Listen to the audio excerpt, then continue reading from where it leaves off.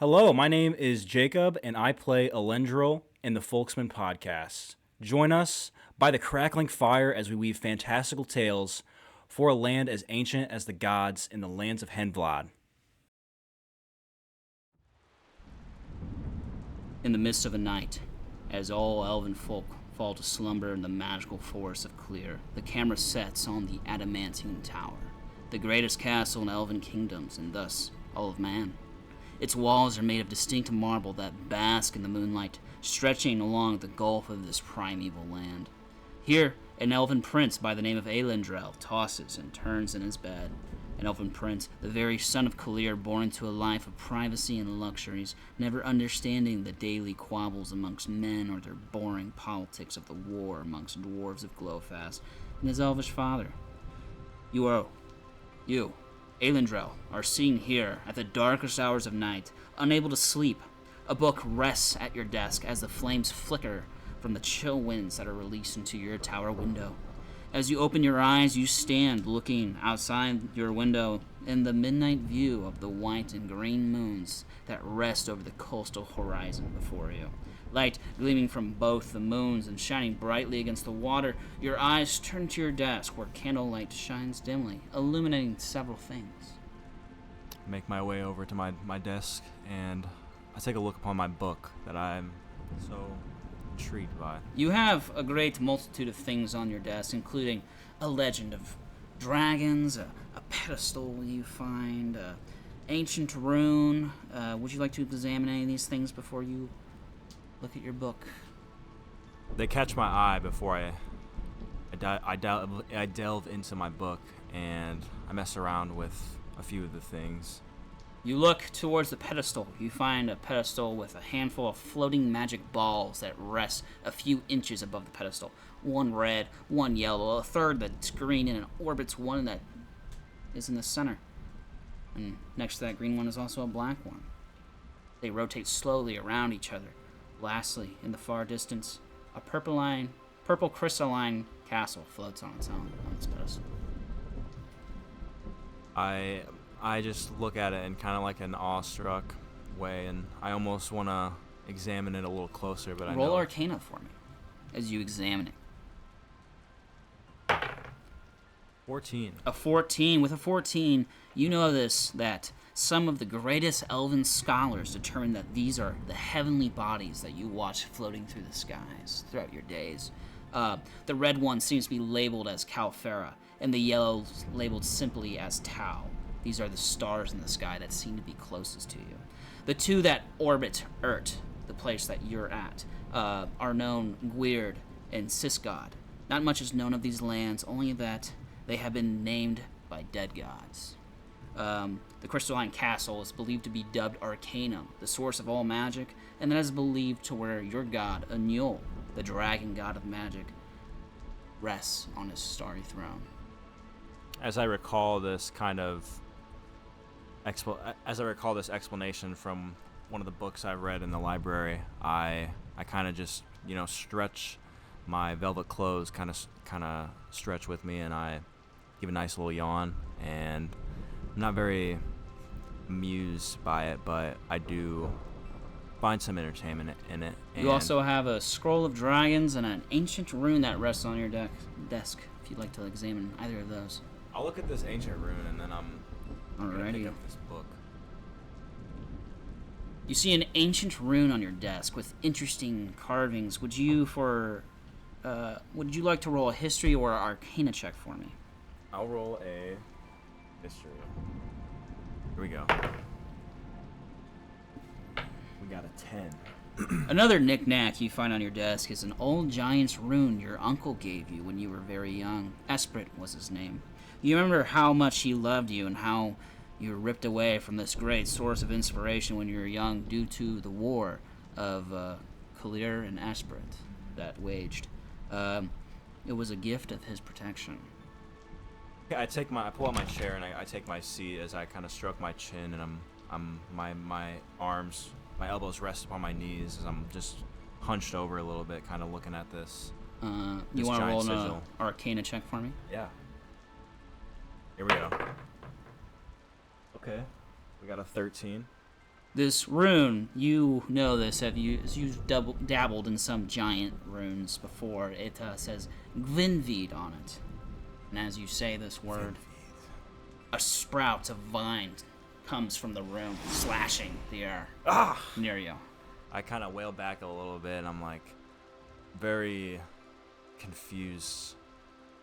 What kind of school of magic could this be? It's an ancient magic crafted by giants themselves. Your uncle gave this as a rune of protection for you to slash at any foes that may come your way. I set it back. Set it back. I back down upon the desk, and as you set it back, you hear a knock at your door. Just a second. You hear no response. Walk up to the door. What is it? This is a late hour. Still nothing. You hear a hawk outside. I knock on the door. You knock on the door. Still no response. I look underneath the door to see if is there a crack underneath? There is a crack underneath. See any candlelight and everything, like shadows? You see shimmering candles that are typical of the lights in the hallway that are normally lit. Take my sword that's right next to the door, hanging on a nice rack on the wall, and I grab it. You grab your khopesh. Grab my khopesh. And I knock on the door again. Speak! What is your name? Still silence. I push open the door very fast. As you push open the door really fast, you notice a piece of paper that was once stuck to the door now falling to the floor. Sleight of hand to grab it. Alrighty. We got a 13. What is up with these 13s? A 13. As you go to fumble and grab it, you barely grasp the edge and you kind of crease it a little bit as you do.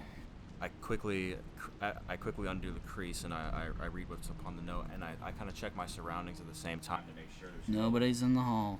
However, the letter reads, Dear Aelindrel, I hope this letter finds you well. I seek your aid on a quest that will surely place us both back into your father's graces. Meet me at the milestone. We must talk there, and do not tarry. I shall meet you in an hour, no sooner, no later. Come now, or forever be a disappointment to your father. And it says -X.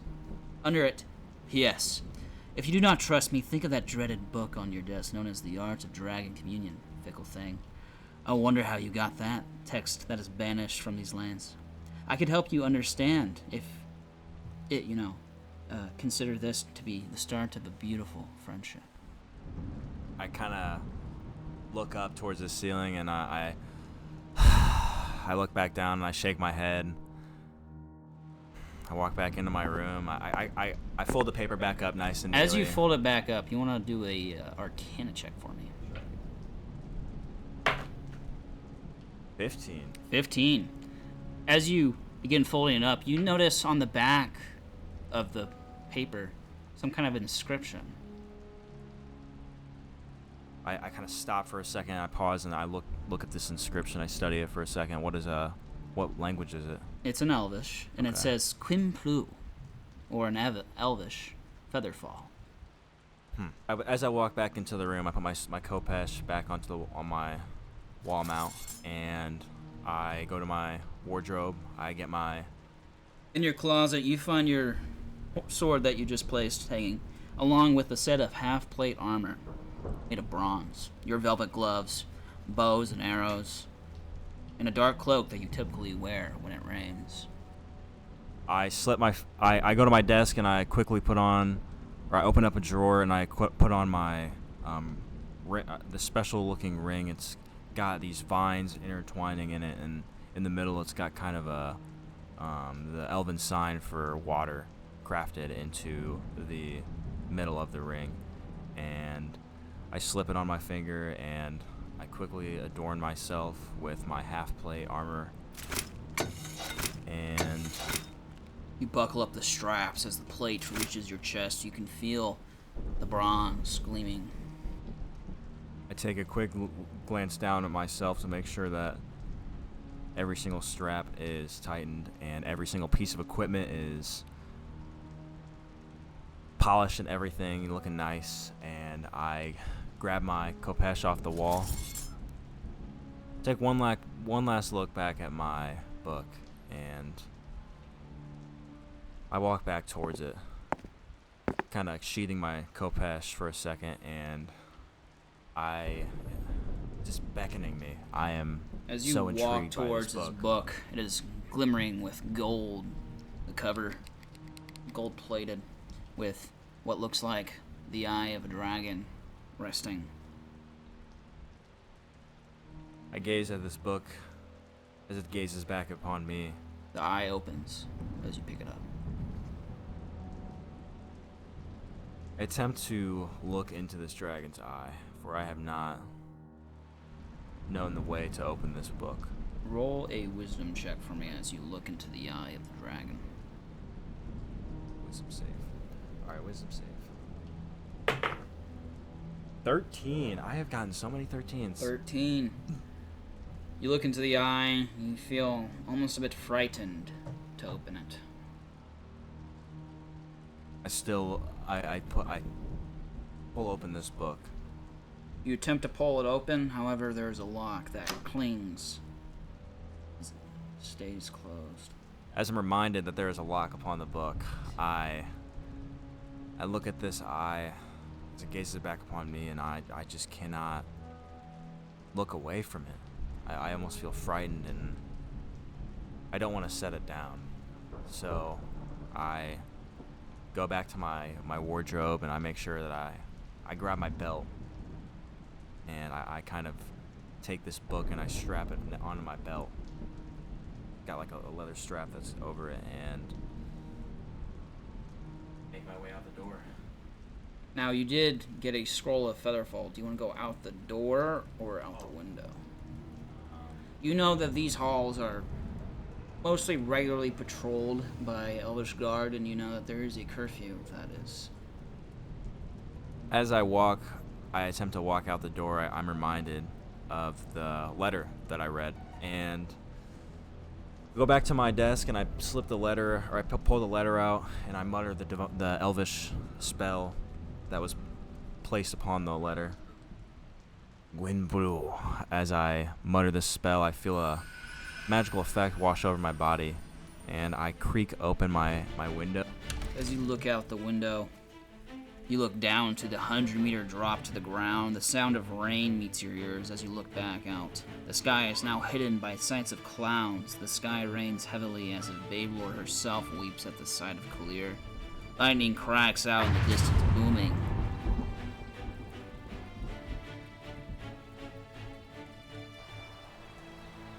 I put my hood up. I am equipped with a cloak. And I throw my hood up over my head, take one last look back at my room. You jump. As you jump down, as you step out into the enchanting city of Kalir, the rain embraces you with a gentle caress, its silver droplets dancing on the edges of your cloak. The white and green moons cast an ethereal glow upon the coastal horizon, their lights intertwining and painting the waters below in a mesmerizing play of colors.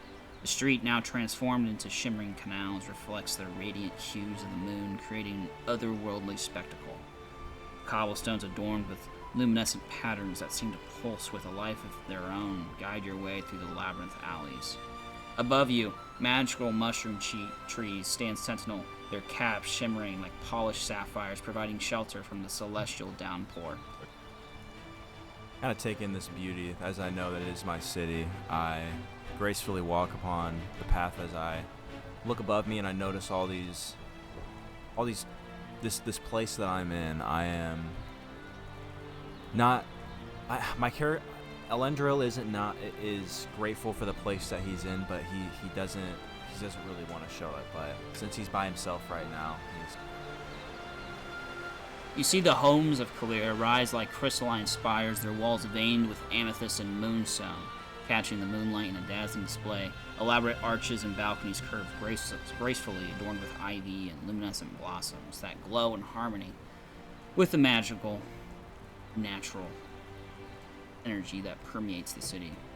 As you stroll by, you pass by artisan shops where master craftsmen and enchanters ply their trade, weaving threads of magic into every creation. And off in the distance, you see a couple elven guards clad in armor with iridescent gems stand over to the docks, vigilant of the for signs of dwarven or orcish raiders. However, the streets seem to be mostly empty.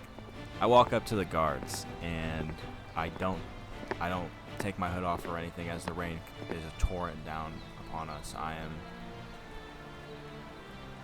just gonna walk past them. You there, what are you doing past curfew? I have orders. Orders from who? Orders from the High King himself. So if you question me, you will question his authority as I take my hood off. Roll intimidation. With advantage as you are the prince. A 1 and then a 19. Damn, son. That was plus 0 too, so 19. 19. Oh, I'm sorry, my liege. Go. Do whatever you need to be done. What you need to be done. Thank you. As I take my elven bow to him, to the guards. They both bow to you. And I make my way past them. You make your way past, now setting off past the main gate, and eventually into the forests of Clear. I draw my khopesh and have it ready in one hand. I have my other hand open. My ring is on my open hand. I put my cloak hood back up to make sure I don't want my hair to get wet. I'm a noble boy, so I don't want to get my hair wet. But yeah, I make my way through the forest. You make your way through the forest. You hear howling of wolves and scratching and clicks and barking and sounds of the forest. The leaves swaying through the wind as. I'm gonna go ahead and stealth here just to make sure I'm not seen by any unwanted eyes. Ugh, that is not a good day for. A lot of my rolls are just going all right now. Oh, and I have disadvantage on stealth rolls. Ugh, so 5. 5. You attempt to stealth. You feel as if you may be hidden, but you kind of clumsily walk through the mud and it splashes up onto your armor. You journey for a great while, noticing nothing on the road to intertwine with you. A luck has graced you this night, as you know the wolves around here can be rabid. In the dark of night, you finally find the milestone on the mountainside overlooking the city. The tower itself is of stone brick with wooden supports. However, at the top, it slowly turns to that of an elven face, windows for eyes, and a sharp nose that protrudes from the building. At the very top, a millstone, one that can be turned to open the crypt, you gather. The door is the mouth of the milestone, which opens once the stone is pushed towards the south. It's already opened right now, and you see a shadowy figure standing in the doorway, holding a torch that seems to be battered by rain. Is that you, young prince? You are soaked, my boy. Come inside and dry off. We have much to discuss. I immediately run up out of the rain, and I take my hood off, and it is nice to see you, and I take my elven bow. Oh, you don't need to bow to me. As you come inside, he flips a bronze lever that protrudes from the wall. You hear the sound of stone gritting as the whole building shakes. The mouth begins to close behind you, leaving the quiet halls with that of Xanthan the Red. I see you like your seclusion. I sure do. Welcome to my tower. Now, take your robes off. Get comfortable. We have much to discuss. Is there a fire lit or anything? There is a couple braziers lit, as before you stands a human wizard with long red robes that glimmer with gold trimmings throughout the cloak. His beard is long and brown with slight grain, and his eyes have crow's feet. A large nose emerges from his face. You would think he had a bit of gnome in him if it wasn't for his staggering height and robust frame. Alright, so I would be warming up my hands next to the brazier, and I look back and I see this man, or this long nose protruding man, or he's an elf. He is a man. He's a man. He is a man. My name is Xanthan the Red. Xanthan the Red? Yes. It's nice to meet you, boy. I've had my eye on you for a while now. So you're the one that sent the note. I am. And I am the one that helped you find that book, so to speak. I was very curious. I was wandering the library as I usually do, and the next thing I knew, leaving the library, a book fell behind me, and I could not discern where or who dropped it. The next thing I know, this book is gazing upon me. Do you have any clue upon what this could be? I could do. not figure it out. But first you must do something for me. After which I will be happy to give you as much information as you wish. And all of a sudden you hear the sound of a kettle whistling. Oh, give me a moment. One moment. And you hear that the whistling of the kettle. The wizard goes to a nearby fire, removing a kettle of boiling hot water. He then takes it and pours it over what seems to be chopped up turnips. I see you're a man of... You're a vegetarian, I see. Oh, you don't put meat in tea, but yes, this is my turnip tea. Would you like some? Oh, I thought it was a stew of some sort, but... turnip tea, I don't think I've had turnip tea before. Here, try it. I take the bowl of turnip tea and I take the spork, because there's sporks in Kalir, and The brass spork. Brass spork, and I eat this turnip tea. This is quite delicious. Yes, it tastes like turnips. Xanthan? Xanthan, the red. Xanthan. I've never heard of you as I continue to eat this turnip tea stew thing. Or would you say it's a stew? It's a tea. It's a tea. He just poured it over the turnips, so it has a turnipy taste. Okay, he hands me... It's like ginger tea, but turnips. Well, I'm gonna eat the turnip. I'm gonna eat the turnips with it. Okay, So I've never done that before, but maybe I will try that sometime. I would only assume that it would give you more time. Anyway. More age. To business. Now that you are rested and well fed. Thank you. I am very grateful for that.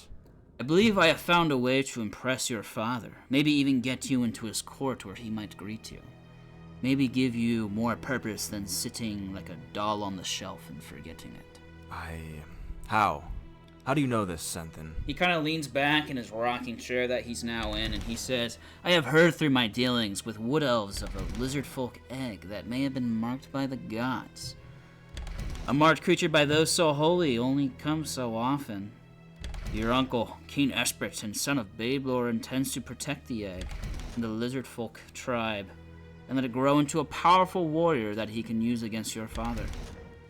He believes that it is marked by Bablor herself, but I know differently. This mark is that of a mule. Oh, I know true.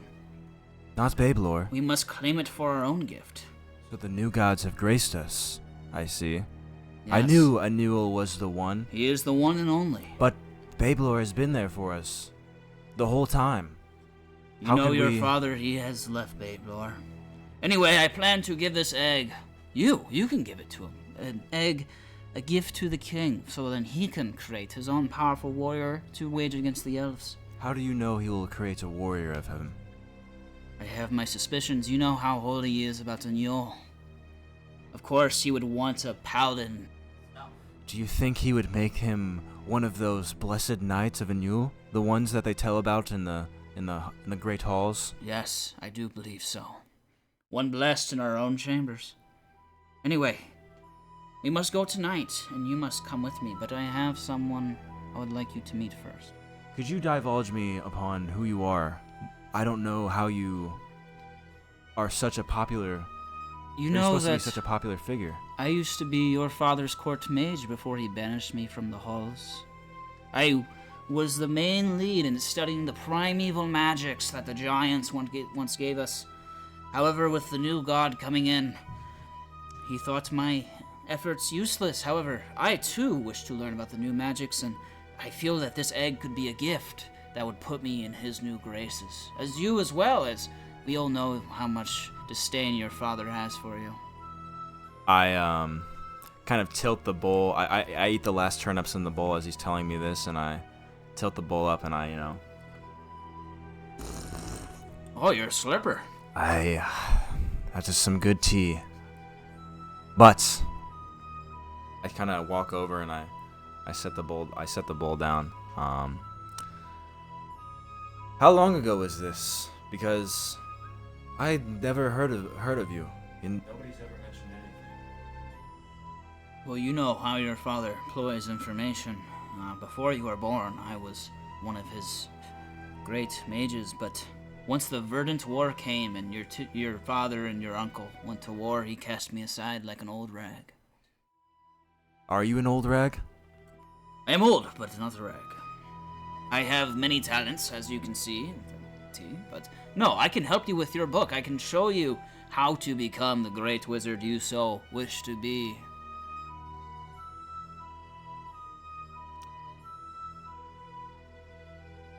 I don't know if I can trust you, Xanthir. You know so much, and I know so little. My name is Xanthan. Xanthin, I'm sorry. First time meeting.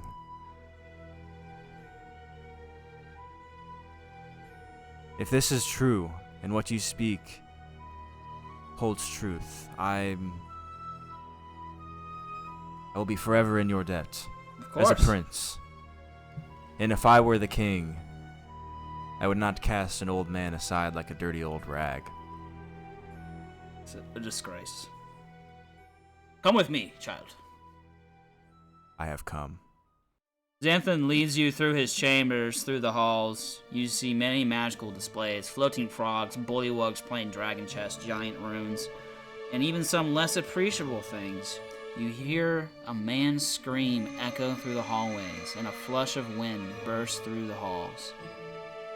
A door opens once where the scream probably emerged, and out comes a towering orcish man, bald in appearance, wearing plate bronze armor, and a pleased look on his face.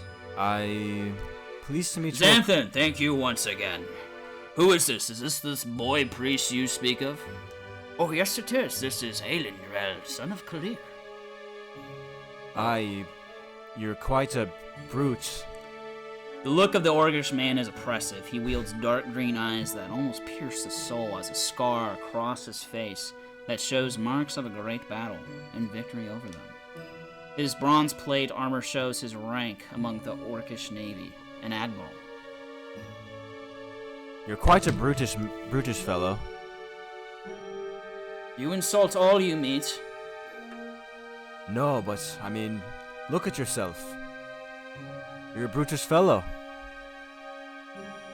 How do you come to accompany such a powerful mage, as so he says? He is a giver of many gifts, isn't that right, Xanthan? Thank you. Once again, I must be going, but it was a pleasure to meet you. What is your name again? My name is Arbeka. Arbeka. You will know my name soon. Instead of an elven bow, I reach my hand out. He goes and he grabs your forearm, and he holds on very tight. It almost hurts as he squeezes. I let him leave. I don't say anything else. He has gained. Do you want to roll a history check on that name? As he walks away, I'm gonna look at his loincloth. Does he have a loincloth on? He's wearing plate armor. Well, underneath his plate armor, there happens to be a loincloth, yes. I'm gonna decipher what tribe might he be from. Okay.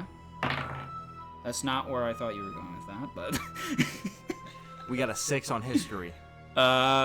You've never heard of this name, and you've never seen the banner that touts on his loincloth. However, he does look like a very brutish, towering, strong orc. I kind of like... Perhaps he's famous in the Isles, but his name knows no purchase in the lands of elves. He does look powerful, though. Another appears through these halls, a beautiful woman, an elven woman, with a graceful candor. She wears dark leather armor and a bow. This is your sister, Anira. Hello, brother. That's not her voice. Hello, brother. I didn't expect to see you here. Hello, Inara. It is nice to see you. As I take my elven bow to her. What brings you to these halls? Didn't know you were one to skip after curfew. Oh, I mean, I am young, you know. Weren't you like this when you were young, Inara? Yeah, of course. Anything to impress father, as you know. I can't let you get all the credit for this one. It is quite a game we play as brothers and sisters. It's a fun one, though. Of course, of course. Now, Xanthan, are you ready? Oh yes, my darling, we are ready. We must go to this lizard folk camp and claim the egg by any means possible. I do not have much trust in you, but for now you have gained my respect. You have my blade in battle. Then let us set off. And that's where the scene will end. As you go through the twisting forest, eventually you come through a clearing. In front of you, you see a couple shaggy mountainsides and a couple down logs, as well as immense trees that are extremely old and tower over you. It's still nighttime? It is still nighttime. Well, where's the moon at? I know the moon phase. As an elf, we've studied the lunar phases, especially in clear. What moon blesses us on this night? Both the moons. So the moons are called Veerd and Sisgod. All right. I look upon the moons and I look back towards Inara, and I'm like, we must remain stealthy, or we will probably find. Don't clink around your armor too much, brother. Try not to, at least. I roll a stealth.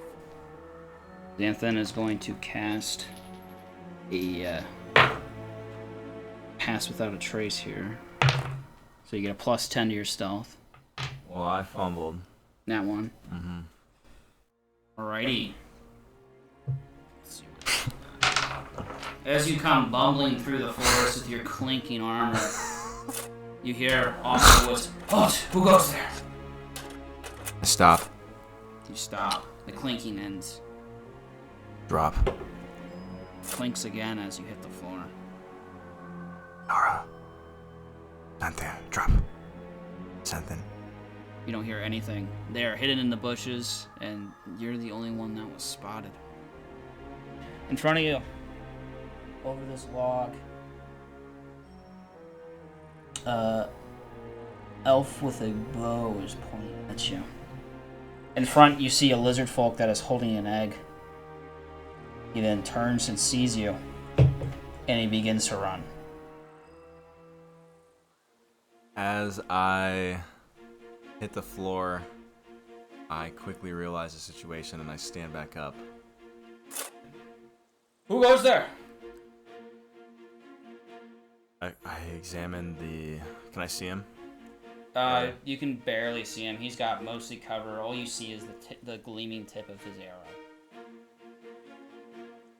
I pause for a second as I noticed his arrow tip pointed at me. Speak, worm, or I will shoot you down. I'm Aelindrel of Clear. Aelindrel? What is a prince like you doing in these forests of the Wood Elves? I am taking a stroll through the woods. It is nice to see what it is like outside the walls. Step no further, elf. High elf. You bastard.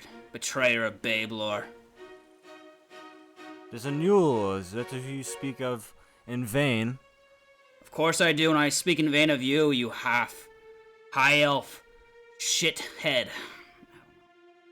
You are nothing but a pawn for the king. You are worthless. Is that all you can do, Wood Elf? Oh, I can shoot this arrow if you don't fucking leave. Go right ahead, shoot that arrow, and you will meet your end. He's gonna shoot you. He's rolling to hit. As the arrow knocks back, fires. You wanna roll initiative? He's gonna get a surprise round on you. Dude, what is going on? 2. Plus my dex. 18 with his longbow and fires as a bronze-tipped arrow comes gleaming towards you for 7 points of damage. Arrow hits your armor. You got lucky there. Okay.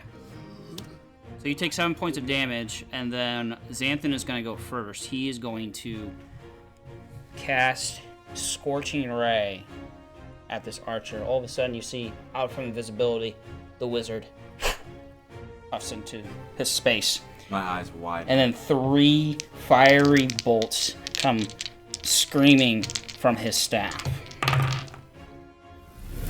He rolls a nat 1, and then a 21 and an 18. Nice. Let's go. Do you want to pass me the dice? D100 for his nat 1. We got a 30 here. So let's see. He has a disadvantage on further spell attacks, and then an advantage. His enemies have advantage on saving throws.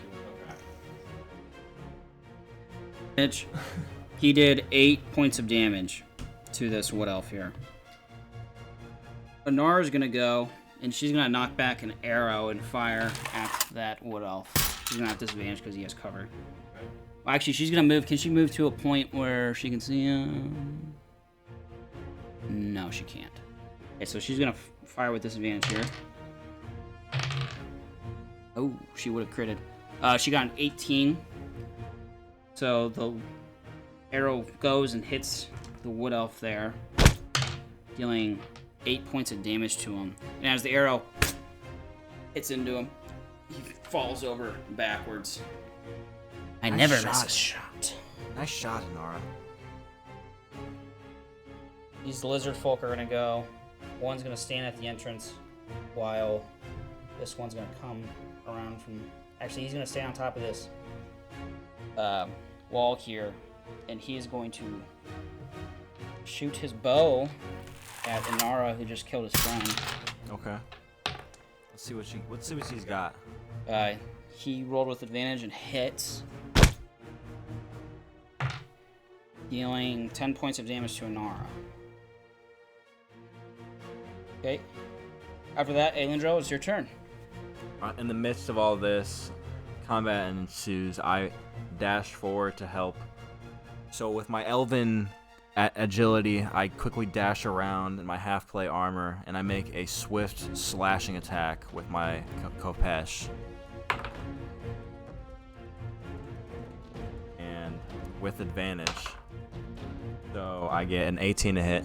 18 does hit. So when my Kopesh finds purchase, roll my damage for that. Ooh. So we got a 11 points of slashing damage with my. You go and take your Kopesh and flip the blade around so then the catching part is pointing towards him.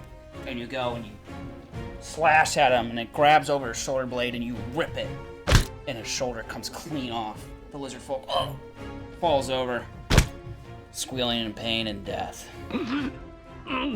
He's dead. Yes. As he falls over, I let his body just slump over, and I look up at Xanthan. We must move. This wood elf is going to go. He is going to wild shape into a spider and then hop down onto your level. He is going to make a bite attack on you. Come forth, foul beast. Make a constitution check for me. 17. 17, you succeed. You take 4 points of piercing damage and no poison damage. After that, this other druid's gonna go, and he's gonna wild shape into a bear, and then hop down onto this rock. And he's gonna slash at Xanthan. 17 to hit. Xanthan is going to cast Shield as the claws bounce off of him. It's now Xanthan's turn. Let's go. Do some work, Xanthan. He is going to cast Thunder Wave here. As Xanthan quickly turns around, he takes a step back, just barely so he can hit the other guy, and he casts a Thunder Wave out of his staff. A boom of thunder comes out, flinging creatures in front of him behind. They're each going to take 2d8 thunder damage. Let's go, Xanthan. Thunder Wave. For 11 points of thunder damage, striking these two here. The spider is pushed back and knocked down, and the bear is pushed back but not knocked down. And they're both going to take that damage. After that, it will be Inara's turn. Inara's going to go and advance here, shooting over the Lizardfolk corpse to the bear here. See what she's got. She's gonna hit with a 12. Deal a total of 5 points of damage to the bear. He's probably that bear is. The bear's wailing and it's roaring and screaming. And then after that, this lizard folk is gonna go and he's just gonna keep running.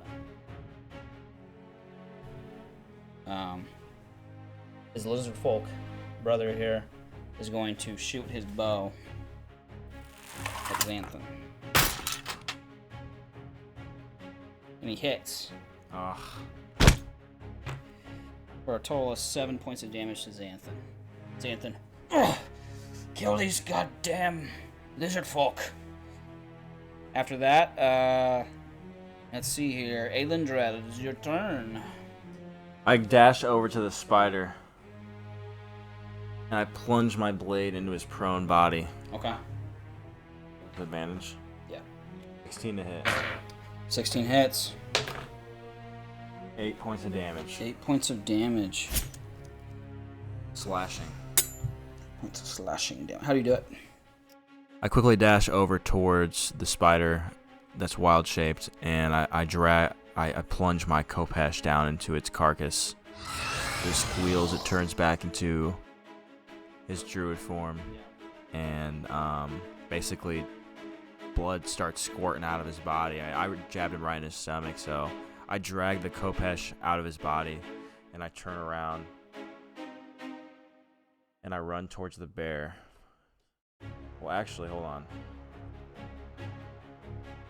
I drop my Kopesh, and I pull out my longbow, and I action surge. I fire an arrow at this wall. I'm trying to find purchase with an arrow on the wall. Like you want to climb up it, or? Okay, well, you could try. I'm gonna shoot this arrow to see if I can get it to stick first. Oh, I'm guessing an 18. An 18, the arrow whizzes past, it finds a purchase of dirt, and it sticks into it. Would this be an action to climb up the wall? No, it's part of your movement speed. Okay, so with my elven agility, I use my movement speed, and I attempt to climb up onto the arrow and hoist myself up. Athletics. 9. It's not too difficult. You already shot the arrow in, so you find a place to grab onto it, and you're able to hoist yourself up with some great exhaustion. But you're able to.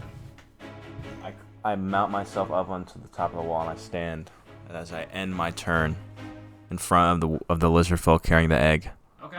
These two wood elves are going to go. The brown bear and the druid here. The druid is going to cast. He's going to go up to. He's going to stand up first. 15, and then 1, 2, 3. He's going to cast Thorn Whip and whip Xanthan here with a critical miss. Damn. What do you get? 77. 77. As he does this, he bites his tongue and is unable to use verbal components to cast spells until the end of his next turn. This bear's going to go, and he's going to take 2 maul attacks, a multi-attack onto Xanthan here. And Xanthan's just going to... Actually, he misses both. Damn. Come on, Xanthan, we need you.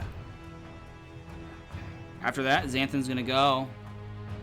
He's going to cast Magic Missile onto this elf here at 3rd level.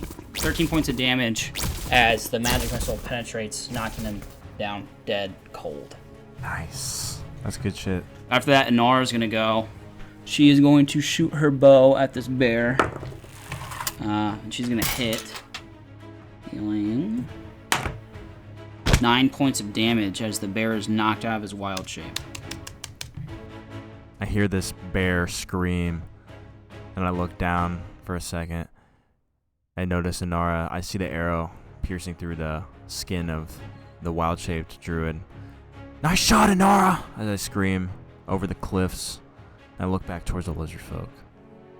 You see the lizard folk. It is now his turn, met in the way of you. He finds a nice crevice in this rock and he places the egg. You see as he does this, the egg gleaming with blues and greens. And as he does this, he wields his sword. He goes rushing at you. The lizard folk is going to swing at you. For a 17 to hit. The lizard folk is going to growl in your face as he goes swinging this mystical-looking weapon. It's hued with greens and blues. And it's still bronze, but it has kind of a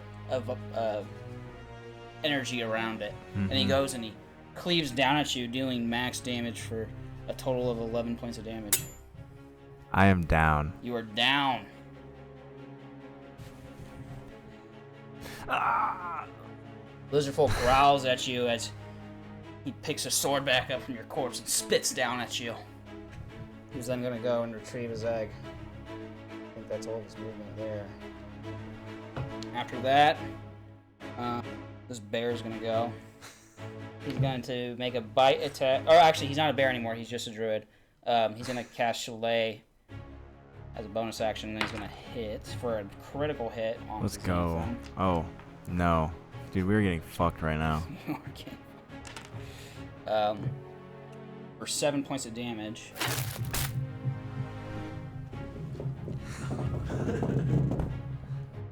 After your attack, you can choose to automatically succeed in grappling the opponent. Give a free hand.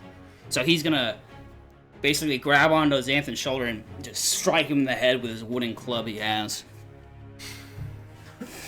And he is grappled. Anara, or let's see here. It is Xanthon's turn. He is going to Misty Step. He's gonna shove a potion down your gullet. You like that in the headphones? Love it. You heal for 7 points of health, as that is Xanthon's turn. After which, Anara's gonna go. She's going to go up to this wood elf wielding a Chalet.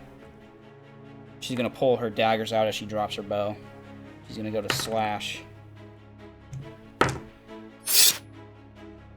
For an 18 and a whiff. The dagger piercing for 5 points of damage. The wood elf, now stabbed in the gut, falls backwards onto the rock. After which, it is this guy's gonna go. He sees you up here with Xanthon. He's gonna knock an arrow and shoot Xanthon in the back here. He's gonna miss. After which, it is your turn.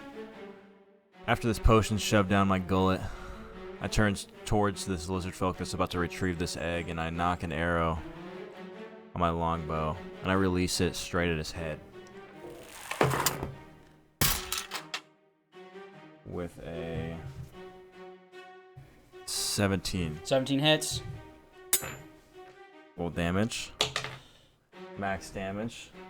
How much is that? So, 10 points of damage. 10 points of damage.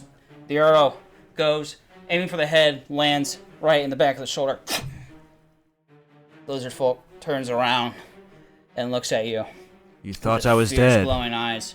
It roars at you in a beastly, barbaric nature. And he grabs this weapon that he's been wielding. He turns around, and he's going to charge straight at you. Going for much as he can here. And as he goes, and he brings his Kopesh down, you block it with your sword. I don't have my Kopesh. Your dagger. And you're locked in blades with him. The beastly roars echo into your mind as he's howling right in your face. After which, Xanthon's gonna go. Xanthon, seeing your predicament, is gonna go for the egg. 2, 3, 4, 5, 6. And that is his turn. He's gonna grab the egg out of the clutch there. And that's his turn. Anara's gonna go. He's going to jump up on this rock and try to climb up this here. She's gonna do an athletics for me With the arrow. with the arrow. And she succeeds just barely, ending her turn at the top of the hill. It is now your turn. Do you get disadvantage when you're 5 feet away with bows? Yeah. You do have your dagger that's blocking this Kopash.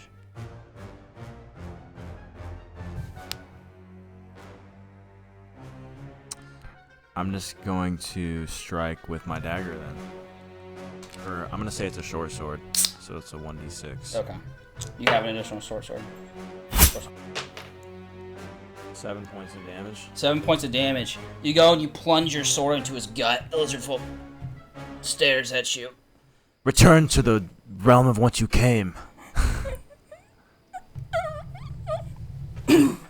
Falls over. You see this gleaming sword he was wielding, so decadent in view. History.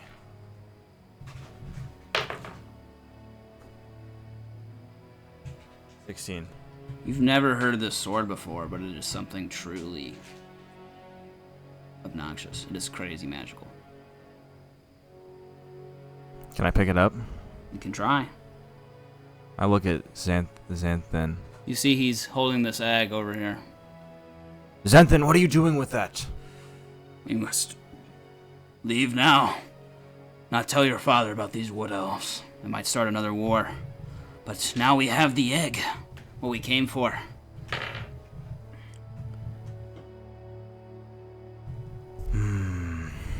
As he says this, I go and pick up the sword. You pick up the sword. You hold it up, and you can see the magical essence just veer off the blade. It wisps away. It's not magical anymore. It's not magical while you hold it. I put it in the dead lizard folk's corpse hands. Okay. What is it? Does it light up again? It does. I take the sword back out from his hands, and then I put it back into his hands. And I keep doing it. Does it turn into like a RGB light show? No, not really. But as I reconcile it and realize this, I take the scabbard off him, and I kind of pillage his body a little bit. Okay. You find Any important documents or anything? You find a couple skulls. You find a roasted meat that he had in his satchel. You find what he's wearing is just basically scattered, torn robes. Truly a barbarian. I look down upon my book in my eye to see if the eye is open. The eye opens when you look at it. I take some of the lizard folk's blood and I present it to the eye with my hand. And I smear it onto the lock. Roll Arcana for me.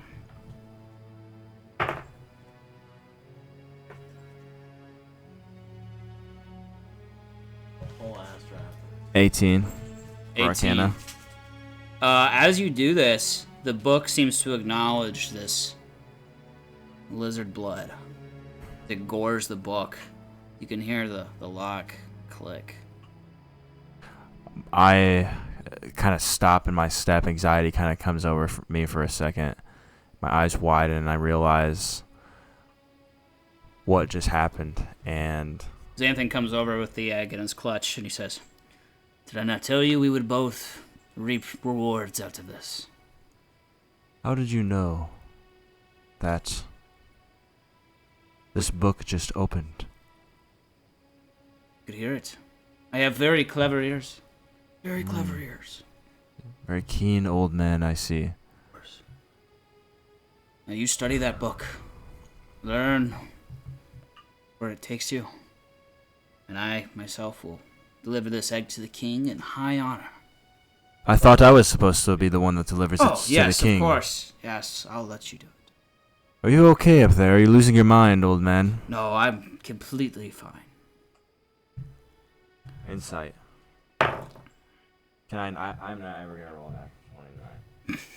10. 10. He seems fine. Seems fine. Seems fine. I go to the lizard folk and I ask the mad mage, you have by chance have a spare vial on you, as a wizard? He goes and rummages through his pockets. He hands you a vial. Of course. I take a vial of the lizard folk's blood as I take my hand off the lock on the book, and just put the vial in my satchel. Okay. So I have a vial of lizard folk blood. Okay. It's a deep reddish purple. Does the book, when I take my hand off the book, do I hear it lock? How are you taking your hand off? You're just setting it down on the ground, or what? No, so it's like strapped to my belt. Oh yeah, so it closes when you put it away. Yeah. Okay. So I think to myself that must be the key to accessing the book, is having that presence there. But I look at Xanthan. We must get out of here. Inara, as she makes her way up the cliffside. Your sister here is bloodied, covered in arrows and slashes, and she says, "Yes, we must. I need some medicine and some rest." There are no survivors. Is this guy still up? He ran away after seeing you slay his tribe leader. Which direction? Survival. Yeah. You were kind of in the moment. You didn't exactly see. Yeah, I got a really low survival roll. I like 6. Yeah, so while you were clashing blades and you plumaged the blade into that lizard folk's gut, he saw that and you surmise he booked it after. Okay. All right. Well, I look towards Xanthan. We must leave. I do not wish to seek any more combat or violence with the wood elves of his spirit. Yes, we must. We must. Let us go. Meet your father in the morning and present him this wonderful gift. You will not abandon me, will you, Xanthan? I will never abandon you. Like I said, this would be a start of a beautiful friendship. I will help you through your journey through that book. And in turn, you'll help me for... For what? Any work I have. We have a deal. I need more time to figure that out. I don't think I can immediately make a deal with you. That is discomforting to me that you would make such a deal so quickly. But if this egg truly brings honor to not only my name, but our family name, then I will be forever grateful to you. Thank you in advance, but if this turns around on us, I will not stop to claim vengeance upon you. Know that, for a Kalir's vengeance is not one to be messed with. I understand, Prince, and he bows. I bow a little bit towards Xanthan. And the scene ends. The scene opens the next morning. You, with Xanthan and Inara, walking towards the throne room, the city bustling with the crowd. The king doesn't come out for much, but he is here on this day to listen to some civilians who have insights. They just want to speak with the king, ask him for guidance and help. And so, it's a grand festival. Elves all around, his throne room full of spectators and other high noblesmen that are in this state here. You want to just center it?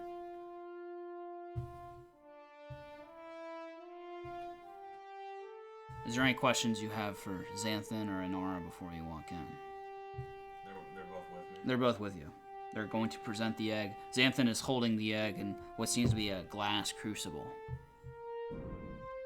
I look towards Xanthan, and I get kind of close to him. I don't have my cloak on. I am adorned with my royal garments, which are dark blue velvet garments, very elegant, gold trimming. and I don't have my.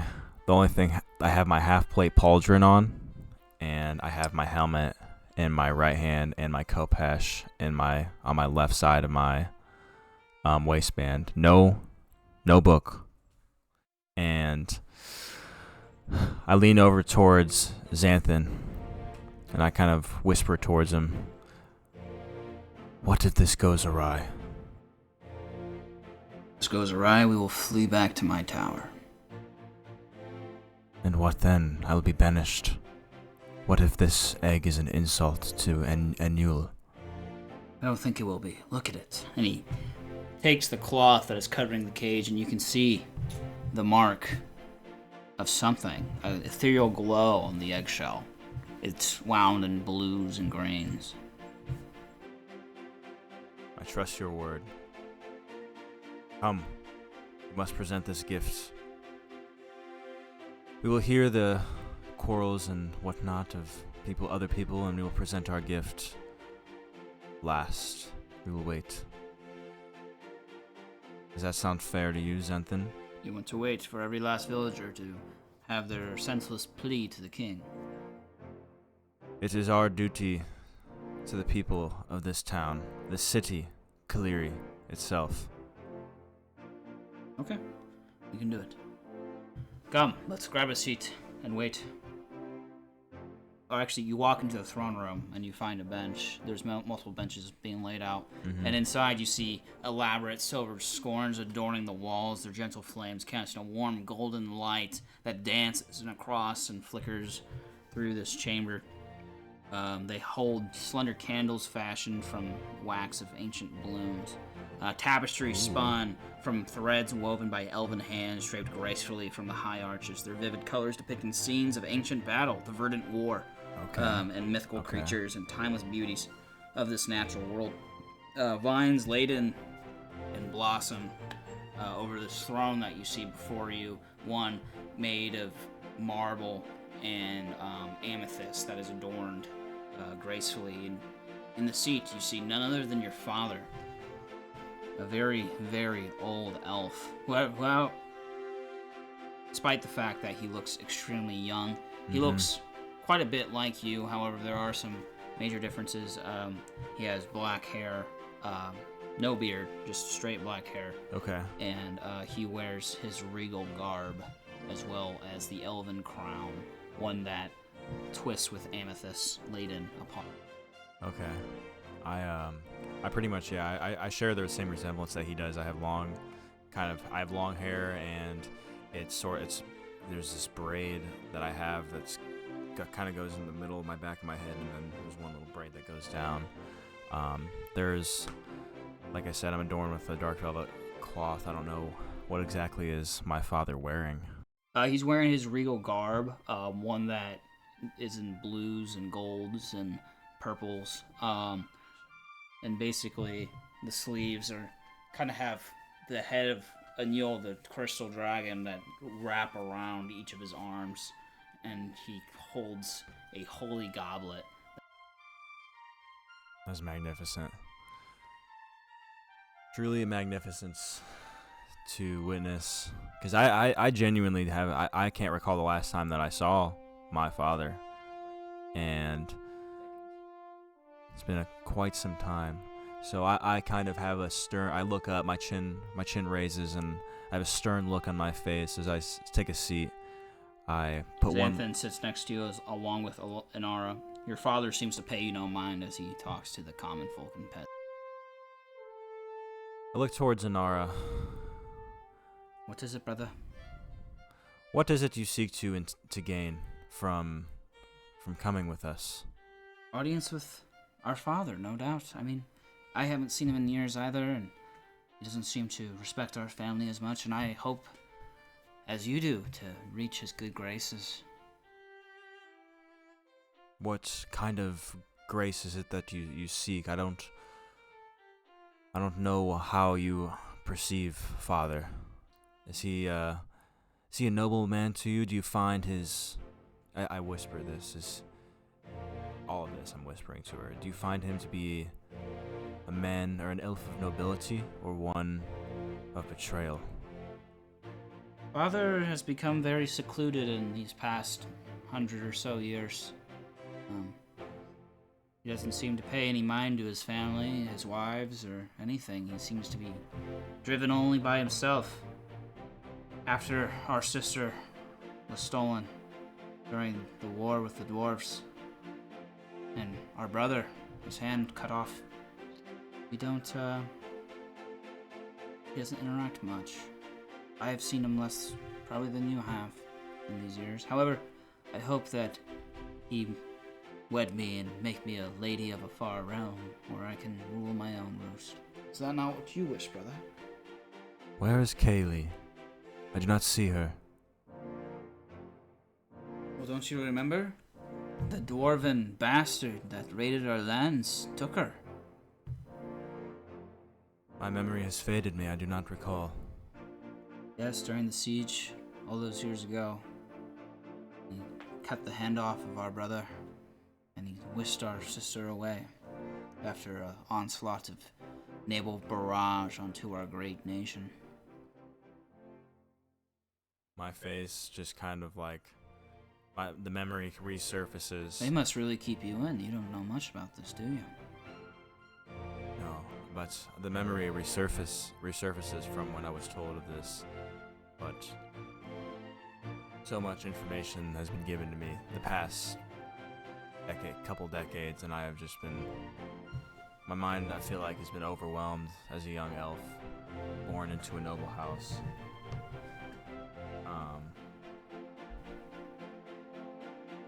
And what of Lauristina? Is she not here? I have not seen them in years. Have you? I have not. I remember watching Danon in the courtyard practice his elegant dance that he so much talked about with his elven steel. It was quite a spectacle to witness. It was as if he was fighting whatever it was that he was imagining, a giant, a dragon.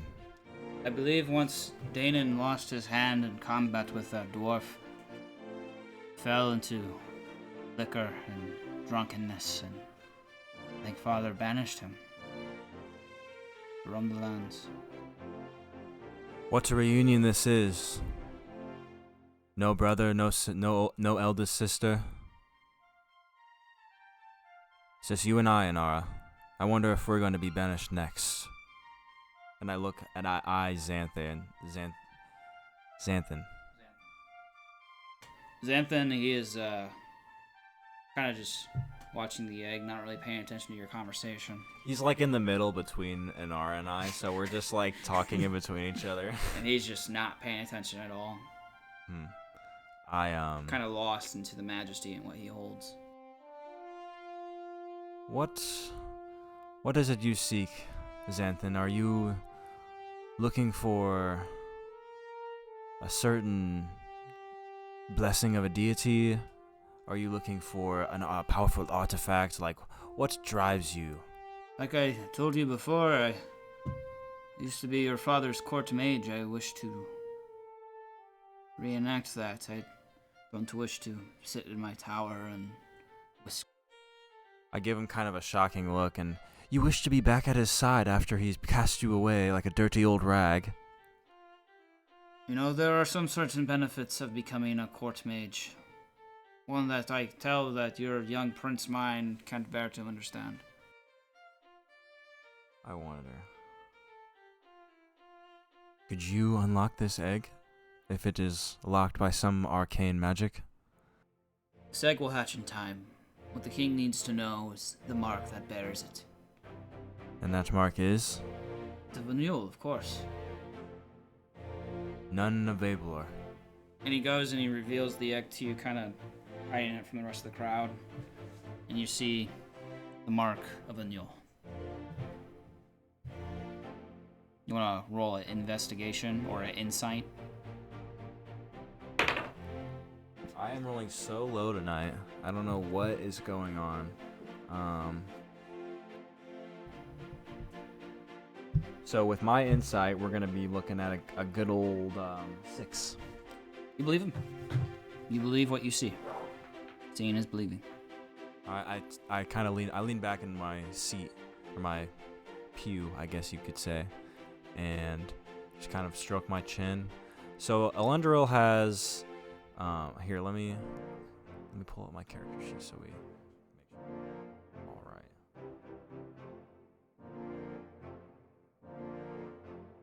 So Aelindrel is, he has sapphire blue eyes.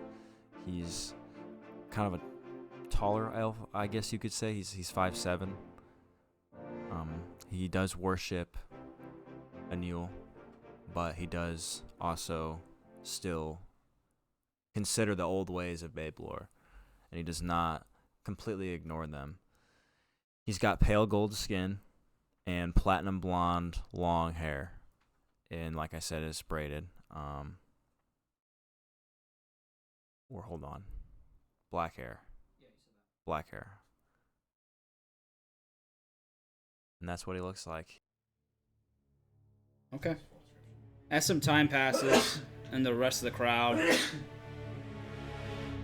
barks their heedless cries, eventually the courtroom is emptied and it is just you three and the king himself with some noble guards. I tap Xanthan and look at Inara. It is time. The king waits patiently. I stand up from my pew and I walk in front of them as they stand up behind me and follow me. As you get closer, you notice some silver in his hair. He is aged a little. You can feel the gloom weigh on your chest as you haven't talked to your father in years, and it's very intimidating to see him. I do not look, as I look at him from afar, but as I approach, I avert my gaze and look downwards, and as I approach the front of the pews and the sort of congregational center, I bow. Kneel. I take the knee as Xanthan and Inara follow up behind me. They also take a kneel. What brings you here, son? I bring a gift to you, Father. A gift of... I do not know exactly, but I know that it is a gift from our god Aenul. From Aenul himself. And how did you come of such a gift? It was brought to me in the night. I do not know where or when it was brought. It was just brought to you? It was just brought. You're full of lies. I am not full of lies. Haven't seen me in years, and yet you lied to my face. Do you really wish to know how we acquired such an artifact? He leans forward from his throne, and he stabs his staff into the ground. Speak. I look up at his eyes as I am still kneeling, and I stand up as I pull Xanthan up with me. Xanthan. I pull Xanthan up with me. Once you witness the glory of this, you will understand, but truth be told, it was in the hands of lizard folk. Lizard folk wandering in the forest of his spirit. You bring me the egg of a lizard folk? A barbarian? Do you deny the blessing of Aenul? Is that not the one you follow now? Show it to me. This Xanthan, show him. Xanthan scurries up. The king pays him no mind as he reveals this egg. It's green scales with a blue mark adorned on to the side, one that marks Aenul. I take a step forward. Do you not see now, Father? Gaze upon the inscription on the egg. Does it not read Aenul? Or has it been twisted? Is it a lie? I eye Xanthan. Your father goes and he takes the egg out of its hatchery. And he raises it up. And at the window of the chapel, you can see the two suns glare through and light the egg. And he spins it around, looking at it. What is it you see, Father? I see the mark of a mule, No other. but one of Babelor as well. I eye Xanthan up and down. And you can see as this is said, Xanthan's mind kind of, and the concentration breaks, and a second symbol, one gleaming with grain, shows onto the egg. Xanthan, you do not speak to me of this. You bring me heresy. I do not bring you heresy. It is the old ways. He is the one who got you here. As I take my foot and I kind of stomp it forward, I'm like, you worship Anul now, but Babelor is the reason you are here. Do not forget that. I may be your youngest, but I do recognize that. My son, when did you grow a spine? I always thought you weak and pathetic. But the words you say may ring true. If this egg is raised through the light of a mule, maybe it could distinguish this flame of Babelor inside. If that is what you seek, and if that is your goal, then so be it. It is a king's wish. Xanthan, you will raise this egg into a fine paladin of Anul. And if his faith falters, it will be your head, as well as yours, son. Get out of my sight. I look at Inara. Inara is just kneeling. You can see her kind of tremble. I walk away. I stand up. I stand up and I walk back towards the end of the pews as Xanthan follows me. And as I'm walking out of the this is just a congregational center, right? For No, this is the throne room. Throne room. As I'm walking out of the throne room, I look back towards him. One more thing, Father. What is it?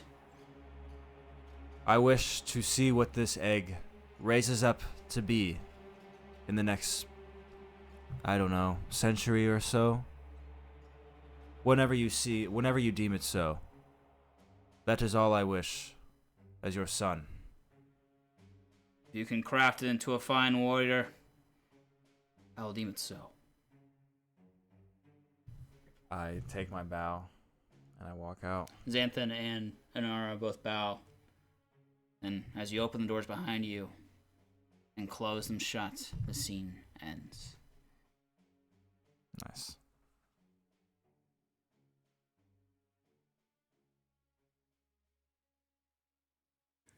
Greetings! My name is Jacob, and you are listening to the Folksmen podcast. Content warnings are in the description down below. New episodes are uploaded every Monday at 7 a.m. Pacific Standard. Don't forget to like, comment, subscribe, and most importantly, hit that bell. Farewell.